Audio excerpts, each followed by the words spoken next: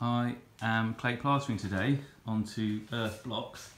So for anyone who's interested, I thought I would do a quick step-by-step video.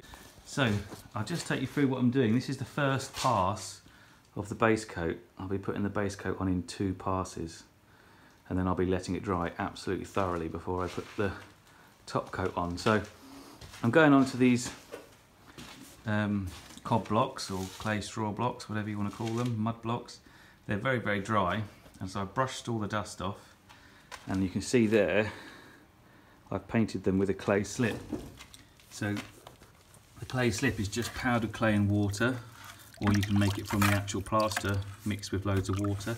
It's probably 1 part clay slip to 2 or 3 parts water. It's not too thick, so I want to get it on easy. Now I've got a stiff brush so I can really waken up the clay. So you brush it on, and it sort of wakes up the clay in the blocks and makes the base coat stick a lot better. But I must say I've only done, so I'm doing it in sections from like here to here. So I'll wet that with clay slip and then I'll plaster onto it. So if I did the whole wall with clay slip, it would be dry by the time I got to here, and it'd be useless because I'd have to wet it up again. And if I put layer on layer on layer of clay slip, it would just give a weak, well, I think it'd just give a weak layer. These steel ties that the roof is tied down to the walls with I've covered in Hessian, and actually I'm only taking the first pass of the base coat up to them because they're sticking out a bit, and otherwise I'd get a big lump. So you see here, the first pass I've just taken up to it, then with the second pass I'll go over. So it's pretty messy, the first pass. It doesn't look like I know what I'm doing, but that's just because all it is doing is getting a stick to the wall. So I'll show you, my mix is quite, let's have a look. My mix is quite wet, wetter than I normally do, but I'm experimenting a bit. So it's 3 parts sharp sand, 1 part clay, and probably 1.5 parts straw. It's hard to tell because they're actually made from the crushed up blocks. So if I do this one-handed, basically all I'm doing, I'm using a float so I can get real good pressure. I'm just putting it on like that just to make it stick. I'm not bothered about the flatness or what it looks like, because all I want to do, I'm gritting my teeth, is make it stick. And I'm not going to start playing with it and flattening it because I'm just going to loosen that bond, and what I want is a really nice bond. So once I've done that, I'll go over with the same base coat, same mix with the second pass, which I will flatten out the wall because it will stick. The second pass will stick to the first pass very easily because they're the same thing, they're both fairly wet. So I won't need to put that pressure on, I'll be able to play, and because this will have bonded by then, I can play around with it a bit more. So I'm probably putting 10 mil on overall.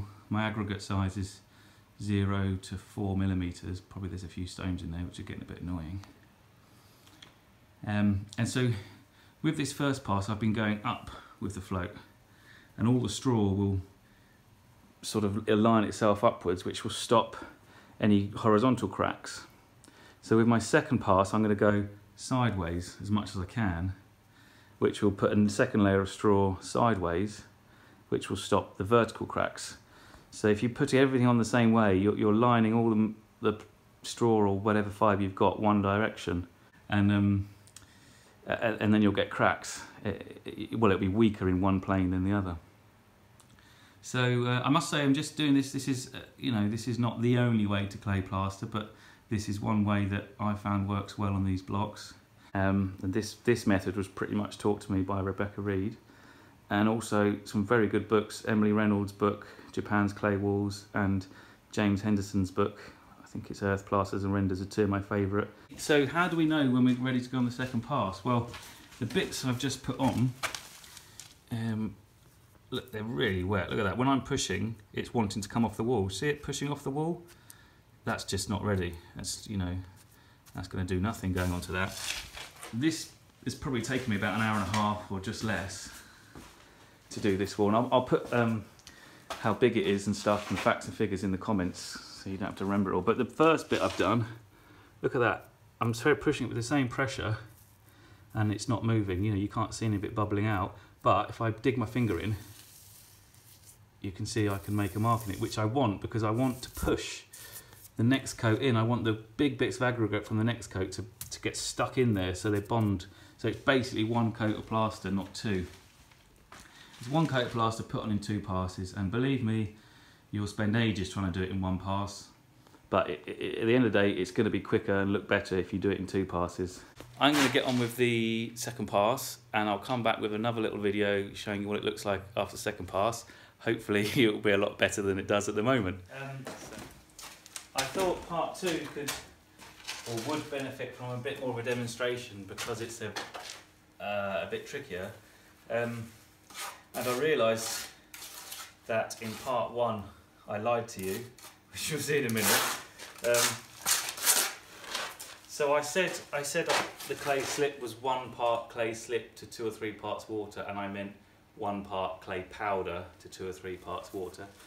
But what I also said is that when my second pass, I put it on sideways, and when I started, I realised I'd completely lied.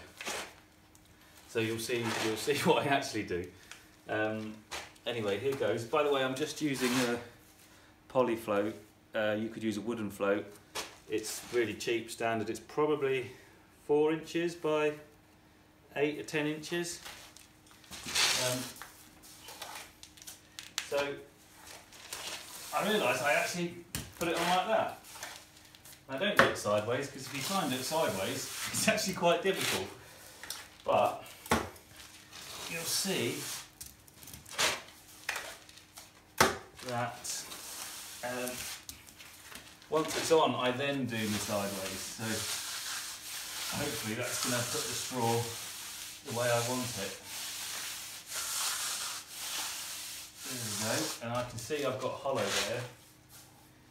You can see there's a bit of a hollow, so I'm going to dump a bit of material on there and fill it in. Just give it a bit of a... I'm playing with it a bit too much now because I'm on camera. You'll see that I don't actually go horizontal, I give it a bit of a wiggle, which actually frees up your trowel. If you just go straight and stop at some point, you end up pulling, oh look, you end up pulling the plaster off the wall like that.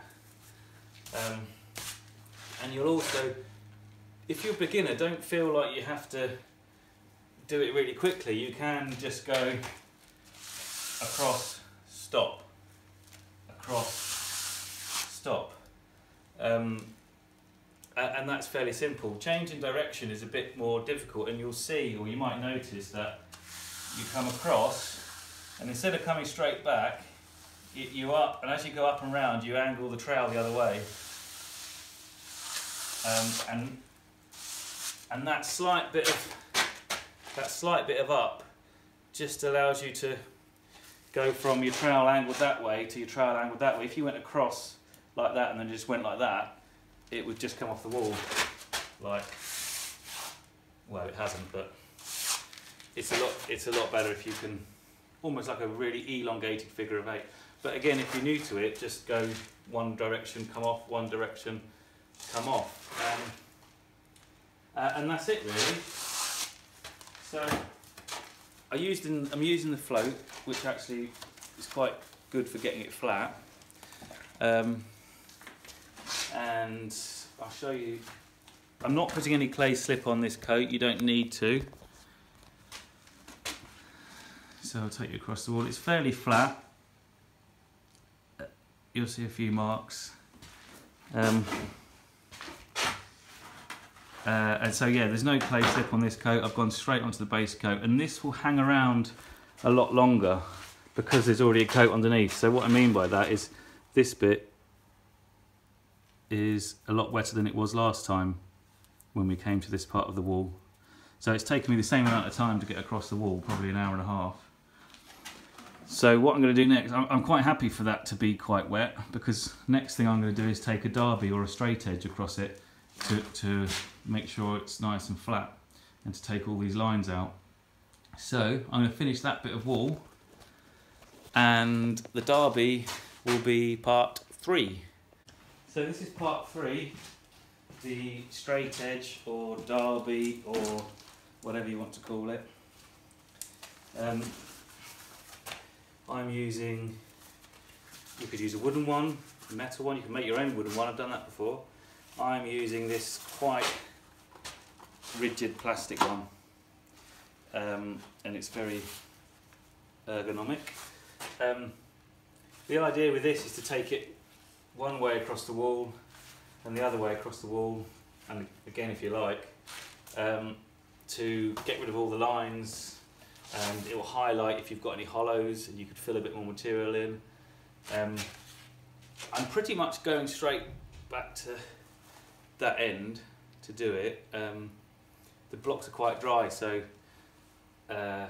it's ready now, but this bit won't, and this is so quick I can't just go whizzing across the wall because this bit still won't be ready, so you've got to sort of play it by ear a bit. But anyway, here goes. So I'm going to go one way.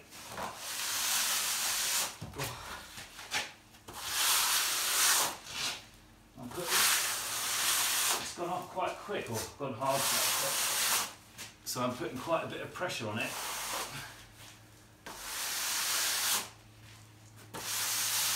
Oh, it's working quite nicely actually.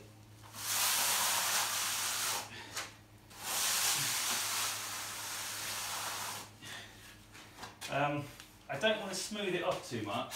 I want to leave it open for the next coat, so I'm going to increase the angle. So basically not smooth it, I'm going to increase it with the last run over to open up the surface and create the key for the next coat.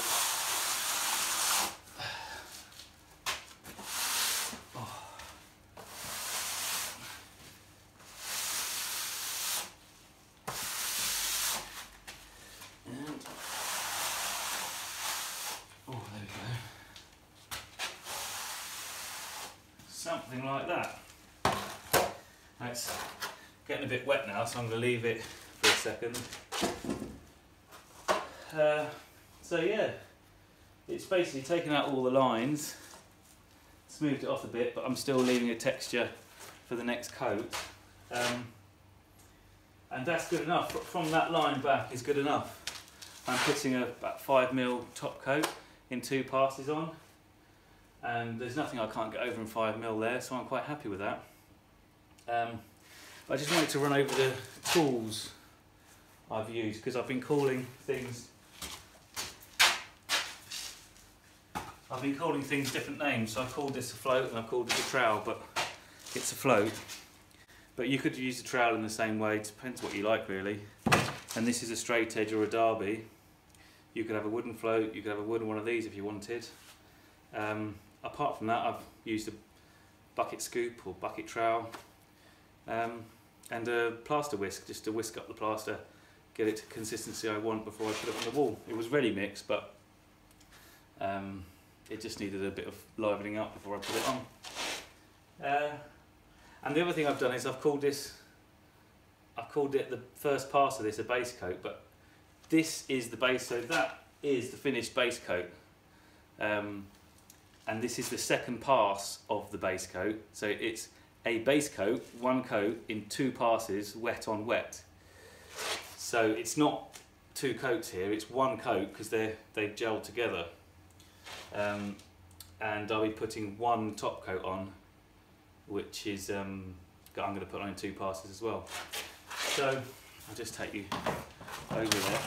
As I said, I'm putting about a 5mm top coat on in 2 passes, so I'm quite happy with that. I can get over those lines, and also when it dries, I can come and, brush anything that's sticking out off, and it's textured enough, I feel, for a base coat, a top coat to stick to that. I'm not going to key that because my top coat's only 5mm, and I know it's really sticky because I've already made it, and it's very light, it's very fibrous. If I was putting, say I wanted to come out some more with another another base coat in 2 passes, then I would probably put scratch a key into it to put a heavy base coat on, but I'm not. I'm just putting very lightweight fibrous top coat, which I don't think is even going to have any sand in it, so it will stick to that nicely. And that's it really. I'll take some pictures. I'll do the same thing with the top coat perhaps, if you like this, and yeah, so I'll see you then. Cheers.